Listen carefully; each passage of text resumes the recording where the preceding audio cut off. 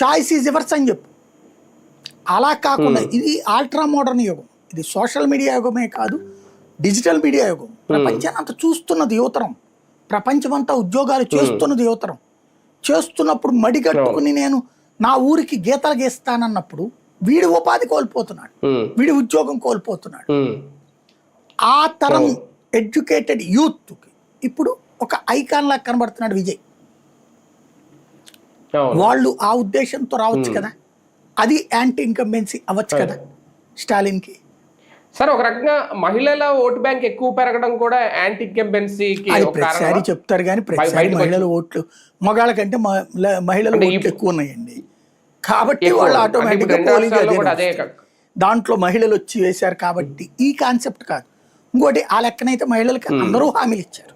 ఇంతకుముందు ఇతను చెప్పింది నిరూపించుకున్నాడు, అమలు చేశాడు కూడా కదా. కాబట్టి అది అనడానికి లేదు ఇక్కడ, ఒకటే పార్ట్ అనడానికి వీల్లేదు ఇక్కడ.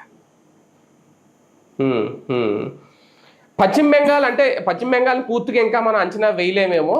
కాకపోతే తొలి విడత పోలింగ్ మొత్తం ప్రక్రియ చూసుకుంటే అక్కడ కూడా భారీగానే నమోదైంది. ఎస్ఐఆర్ ఎఫెక్ట్ బాగా ఎక్కువ కనిపించింది ఈసారి. ఎస్ఐఆర్ ఎఫెక్ట్ కంటే నేను కొన్ని సోషల్ మీడియాలో పోస్టులు కొన్ని చదివాను, కొంతమంది అదే రాసుకొచ్చారు వాళ్ళ ట్వీట్లలో కానీ వాళ్ళ ఫేస్బుక్ పోస్టుల్లో కానీ. ఇతర రాష్ట్రాలను ఒక 2-3 బంగారపు వ్యాపారస్తులు, అంటే బంగారు నగలు